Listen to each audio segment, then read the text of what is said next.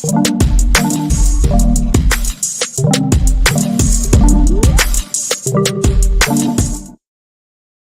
everyone. Welcome to our market update. My name is Vinnie. This guy over here, David Wright, thank you for letting us into your humble computer or mobile device. Yes. And you know what? Even though the Padres might have lost, I'm still rocking their gear. Don't worry.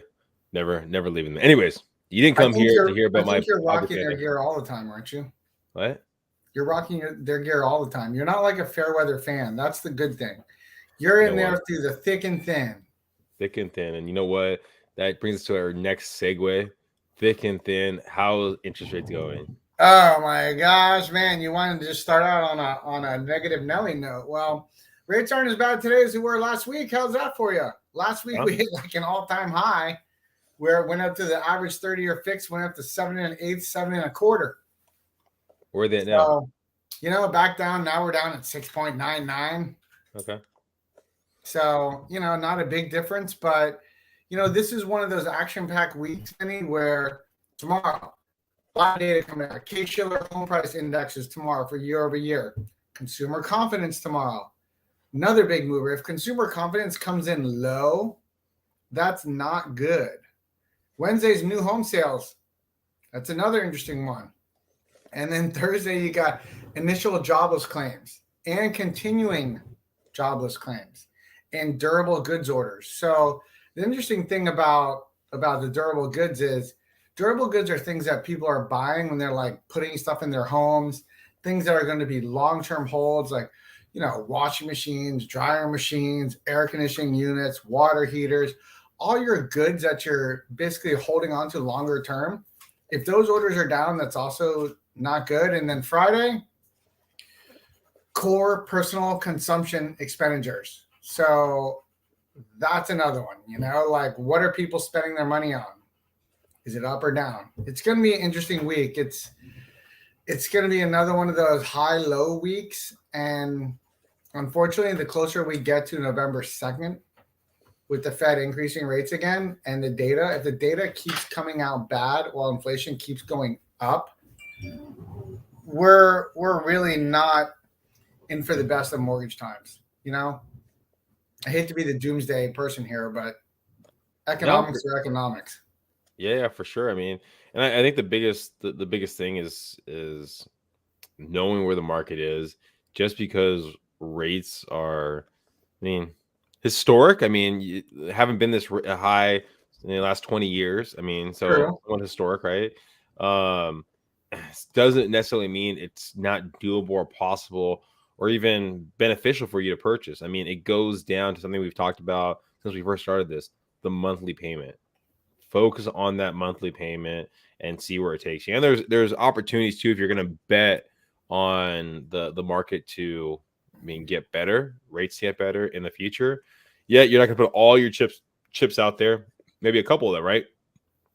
You get that 30-year fix, but you add a 2-1 buy down or a 3-1 buy down, right? 3-2-1 buy down, right? So there's avenues right there that you can do in purchasing a property and relative to what you're paying for rent, right? So yes, rates are higher.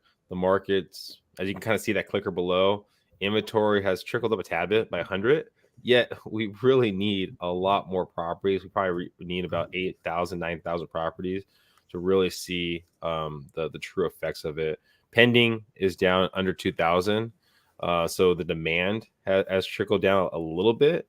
So we're talking about close to about 2 months of inventory. So something to think about. A balanced market is 6 months. We haven't been there for a long period of time.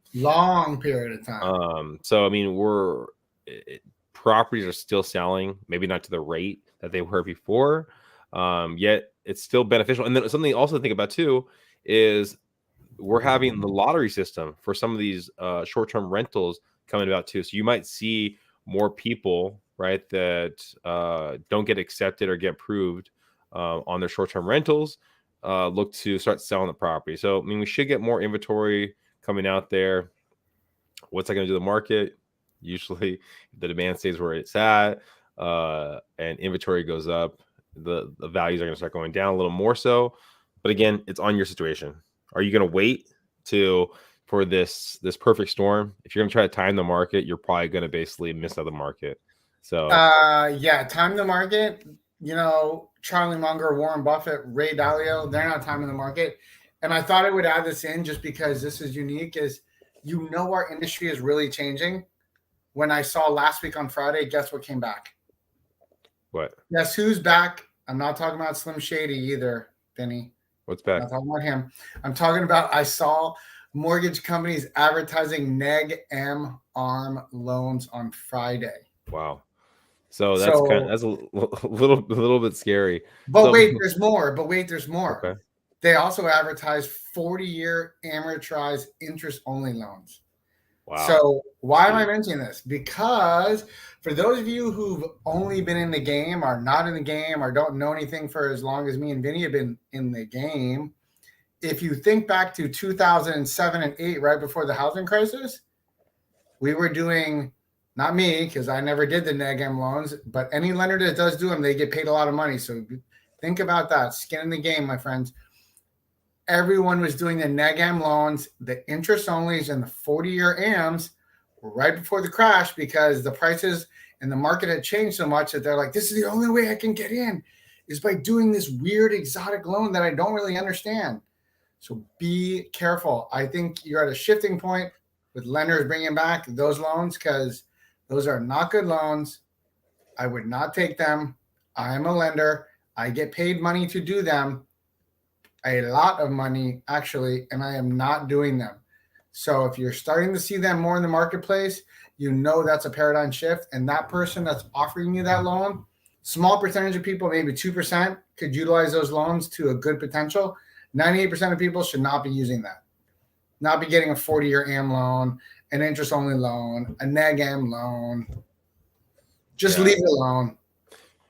Know your situation, and that's the biggest thing. But anyways, all right. We always love putting David and you guys to the test, give you guys a chance to win money. All right, so this was the question for last week. How much of the most expensive detached property sell in Santee so far this year? David's guess, I think, was like 1.2, right? Or something like that. No, most expensive in Santee. Yeah, I think I went high. I went like 2.5 on that. All right, 2.5. Well, he was off. It was 1.875. So a little bit too high. All right, now here's the opposite direction. Okay. Well, actually, before I get into that, right, I want to give you some insight into Santee. So that was the most expensive? That's the most expensive so far this year. So you kind of look Santee across the board. I mean, those numbers usually don't really hit. You're talking about basically 750 in September, 800 across the board. For the median sales price there. So it's just kind of food for thought. Not most properties in Santee are like that. This is the outlier, right? Okay, anyways, let's go with least expensive. Least expensive detached property selling. Julian. Julian. Yeah, Julian apple pies. You know, and during the holidays, it'd be a great time for you to go out there, get some apple pies, all the family and friends. All right, now, how does that play into a factor? Think about Julian apple pies while you're 3.25. What do you think, David? What's your 3.25? 3.25. Okay, that's. I mean, I may be off. That may be at 275 up there, because there is some interesting homes up there. Least expensive property. I gotta tell you, I'm going hillbilly bunking. I'm going 275. Okay, so 275 says guess. What's your guess? All you gotta do is text below. You see that clicker right there? Text below myself or David for your chance to win 50 easy dollars. All right, guys, if you have any questions, if you're curious about one of our upcoming buyer seminars, we got to bring that back. Unfortunately, Vinny, me and you got to step up the game. We owe it to the people. We got to do that. And it's always easy